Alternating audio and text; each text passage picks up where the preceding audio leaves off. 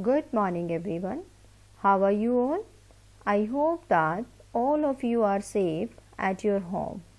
Welcome to the class. This session is for class 6th, subject Social Science, chapter number 7 of History, and the name of the chapter is New Questions and Ideas. As we have already started this chapter, and we talked about some of the topics in previous lecture. So this is going to be our lecture number 2. In lecture number 1, we talked about the teachings of Mahatma Buddha, the different teachings or ideas that he had given to in the society to different people, and different questions those were there in the mind of the Upanishadic thinkers that were related to the life. Now some more topics we will be covering today in this particular lecture. Topics to be covered are Vardhaman Mahavir, or commonly known as Mahavir Jain, who is related to Jainism, that we talked about his life, and we'll talk about the main teachings of Mahavir Jain. The Sangha will talk about monasteries and viharas, the system of ashramas, and at last we are going to take the homework. On the basis of the lecture, we will be taking some of the questions. So let's start the topics one by one. Vardhaman Mahavir. Mahavir Jain. Mahavir Jain was 24th Tirthankara of Jainas. Jainism was founded by Rishabhnath. If you remember, in Buddhism we talked about that Mahatma Buddha was the founder of Buddhism, but Mahavir Jain was not the founder of Jainism. He was 24th Tirthankara of Jainas. So follower of Jainism, they are known as Jainas. Jainism was founded by Rishabhnath. So who is the founder? Founder of Jainism was Rishabhnath, or Mahavir Jain was 24th Tirthankara. He was a Kshatriya prince of the Licchavis. Licchavis, that was there in Vaji Sangha. In chapter number 6, we talked about Vaji Sangha. So he belonged to Vaji Sangha. He was Kshatriya prince of Licchavis. Okay, Kshatriya as Mahavir Jain as well as Mahatma Buddha, both belonged to Kshatriyas. Both were Kshatriyas, prince. But for the true knowledge or for getting enlightenment in his life, they both left their homes. As we talked about Mahatma Buddha, he left his home at the age of 29, or he meditated under a peepal tree for a long time, and then he got enlightenment or the true knowledge in his life. Okay, and he started teaching the people in society. Now about Mahavir Jain also, he left his home at the age of 30 and meditated for 12 years in a forest. So in the same way, Mahavir Jain also left his home, meditated for 12 years in a forest, and got enlightenment in his life and started giving the teachings to the people also. The next thing, main teachings of Mahavir Jain. What type of teachings he was giving to the different people? Now let's see. Number 1, he taught the people who wished to know the truth must leave their homes. According to Mahavir Jain, the people who wanted to know the truth, they must leave their homes. within the homes, and by leaving the grista, by leaving the married life there, the people, they were not able to get the true knowledge, and they were not able to know the truth of life. That's why he believed that they must leave their homes, then only they would be able to know the truth. Number 2, people must follow the rules of ahimsa. He strongly believed in ahimsa. Ahimsa means not to harm anyone. Okay, non-violence. So according to Mahavir Jain, he believed that we must not harm anyone. We must not be non-violent to anyone. So that's why you might have seen the people who follow Jainism, most of the time they all wear mask on their mouth. Nowadays, so we all are wearing, but we are talking commonly that they always wear that mask, because they thought that while speaking we might harm the small creatures, those are there in environment, in our surrounding. The next thing is, do not steal anything and lead a simple life. He believed in very simple life and taught the people not need to steal anything. Steal means chori karna. Next, Mahavir was against the caste system. As we have seen that in society different castes or different varnas were present, like Brahmin, Kshatriyas, Vaishyas, Sudras, but he was against the caste system. He believed that everyone is equal. So that's why he was against the caste system. Number 5, he laid stress on three ratna, three jewels. He was paying stress on three ratna, and which were the three ratna? Right conduct means sahi vyavhar, right belief means sahi viswas, right knowledge means sahi gyan. According to him, these things should be there in everybody and in every person. So he laid stress on these three ratna: right conduct, right belief, right knowledge. So these are the teachings of Mahavir Jain. Or Jainism, that if we talk about the followers of Jainism, they were known as Jainas, and most of the people, those the Jainism was supported by traders, farmers, merchants. Okay, but it was difficult for farmers to follow the rules of Jainism. The reason was there because when they were cultivating their field, they had to kill insects to protect the crops. That's why, and in Jainism it was the stress there on ahimsa, that not to harm anyone, even unknowingly also. So that's why it was difficult for farmers to follow the rules of Jainism.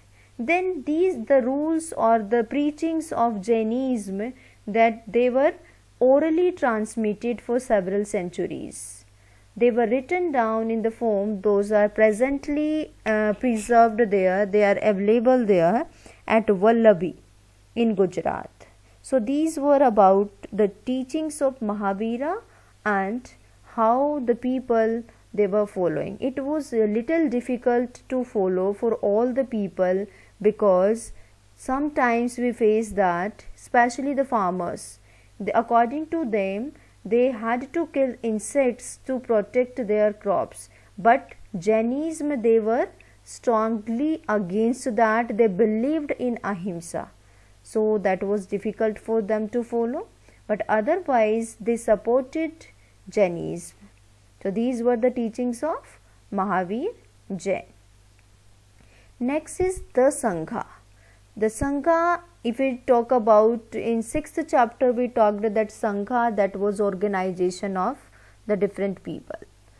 Here the Sangha means an association of those people who left their homes. Buddha and Mahavira felt that those who left their homes could gain true knowledge.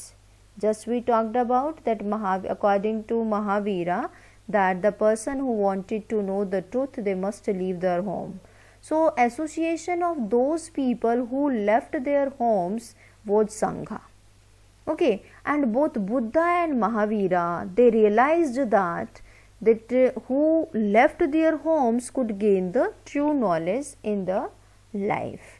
And here if we talk about Sangha, it was really for men. The men, they could follow the Sangha or they could join the Sangha easily, but for children it was difficult, for women it was difficult, for servants also, as before joining Sangha, children had to take permission from the parents, slaves or servants had to take permission from their masters, and women, they had to take permission from their husbands. So this was the rule there. Otherwise men, they could join Sangha easily.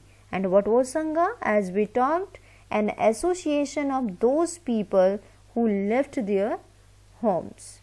So, and these people, the people who joined Sangha, they led very simple life. They meditated most of the time and they begged for food in the fixed hours, in cities, in villages, and were known as bhikshus.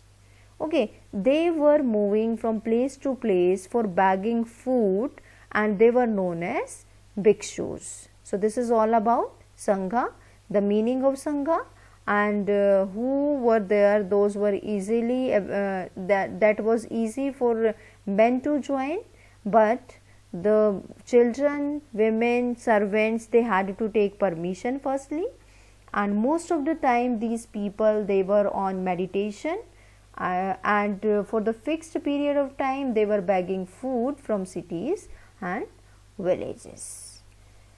Next is the rules made for Buddhist Sangha were written down in a book named Vinaya Pitaka. The rules for Buddhist Sangha, as we talked that both Buddha and Mahavira, they felt that the people who left their homes could gain true knowledge. So the people there in Buddhist Sangha we are talking about, the rules for them were written down in a book named Vinaya Pitaka. Okay, the next is monasteries.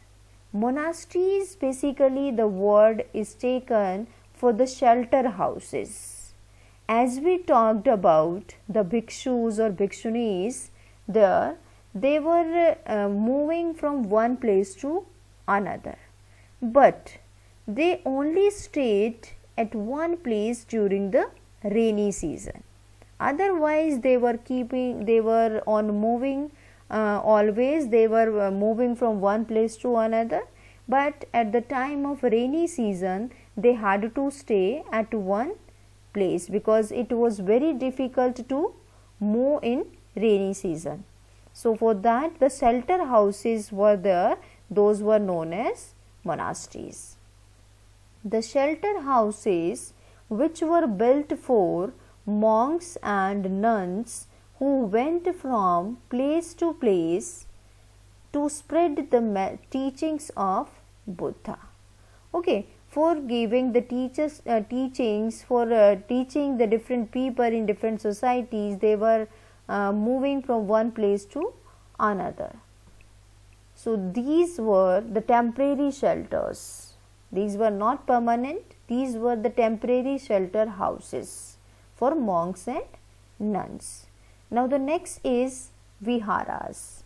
Viharas, basically the word used for permanent shelter houses.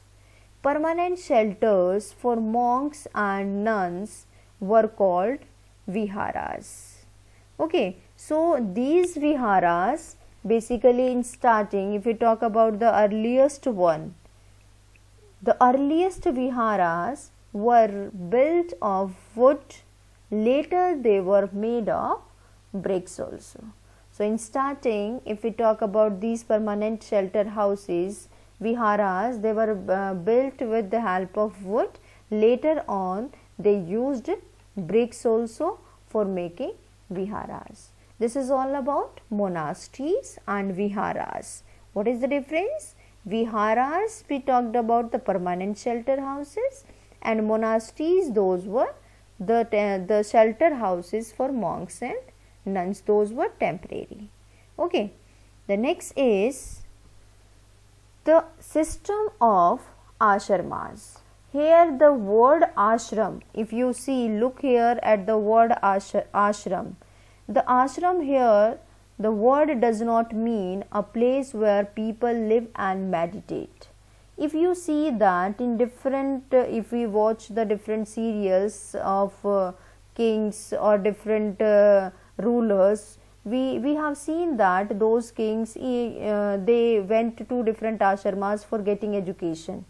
Okay, we can take example of Mahabharata.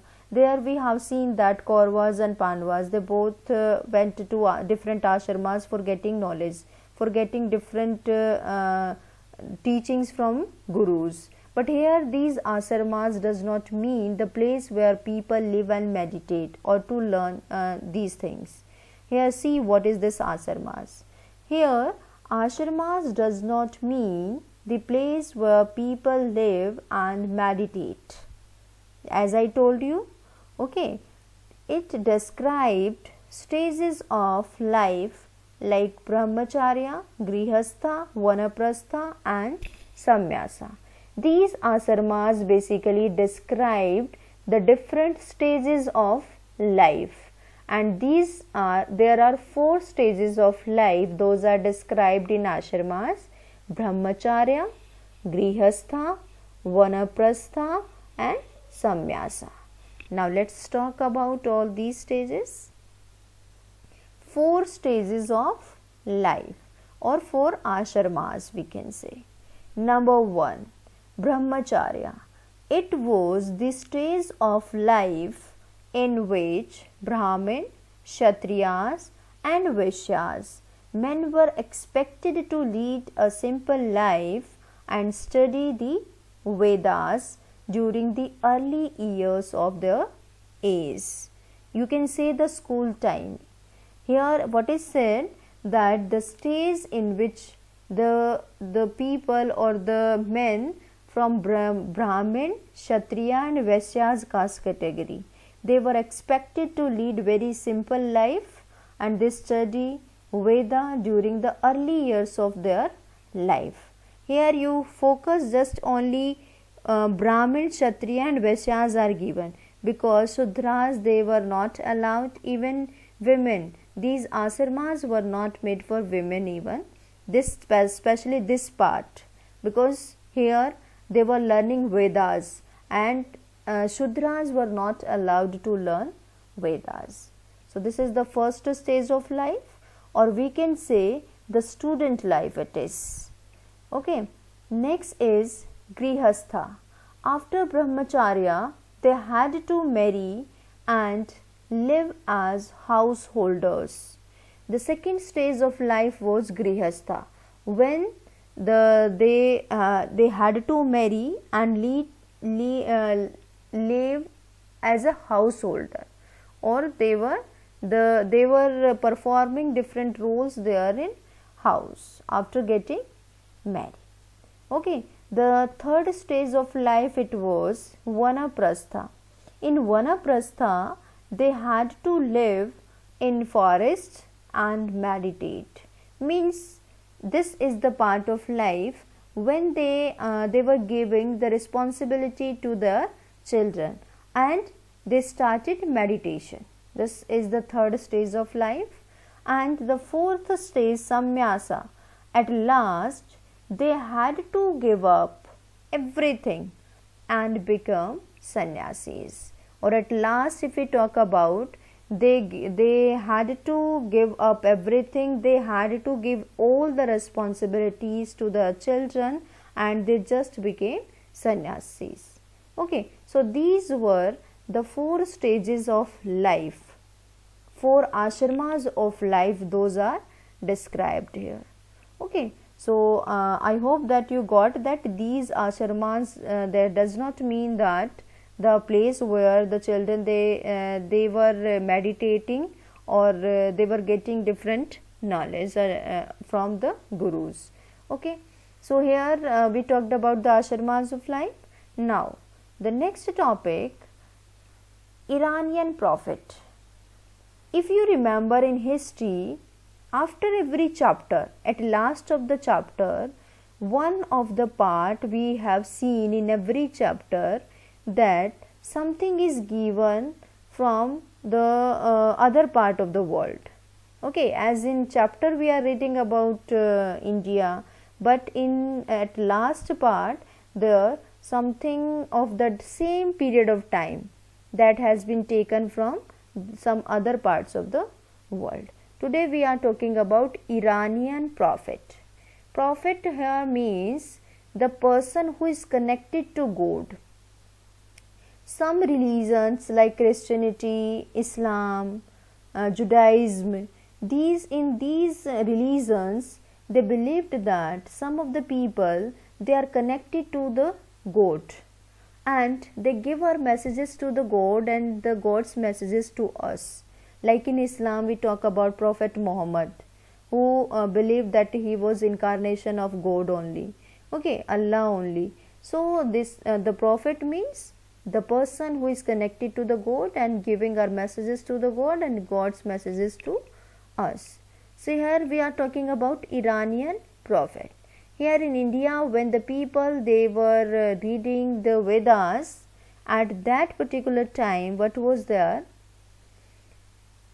Zoroaster was an Iranian prophet. His teachings are in a book named Avesta.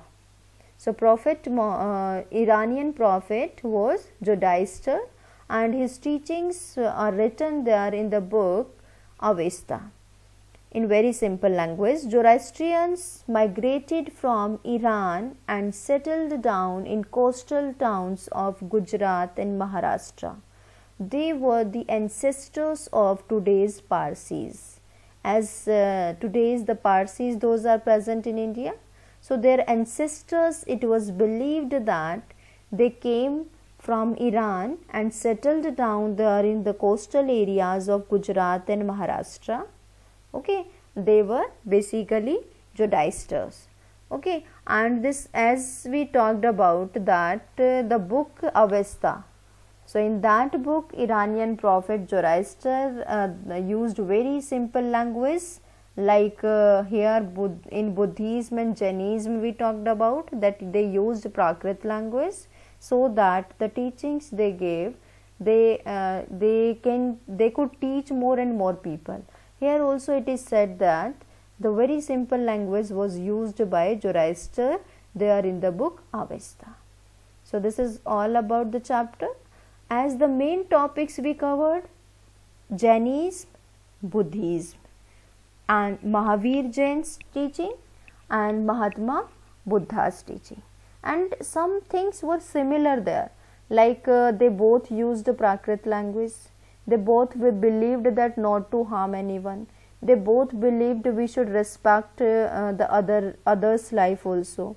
Okay, some of the differences were also there, like we say that Buddhism that was spread in different part beyond India even. Okay, but that Jainism was limited there in India only. And Jainism, that there we have seen that they strongly believed in ahimsa. Okay, they believed there in ahimsa. That were some of the differences and some of the similarities that we have seen in both the teachings. The teachings we have done about Upanishads, then we have done about the Sangha, then monasteries, viharas, and 4 ashramas of life. Okay, now one exercise question is given. Let's see that question. Write whether true or false. Number 1. The Buddha encouraged animal sacrifices. Is it true or false? Obviously it is false, because they both, Buddha and Mahavir Jain, they strongly disagree with the sacrifices. They believed that why these sacrifices are performed. Next is, Sarnath is important because it was the place where the Buddha taught for the first time. Yes, absolutely correct. It is true. He taught the people the first time there at Sarnath near Varanasi. Number C.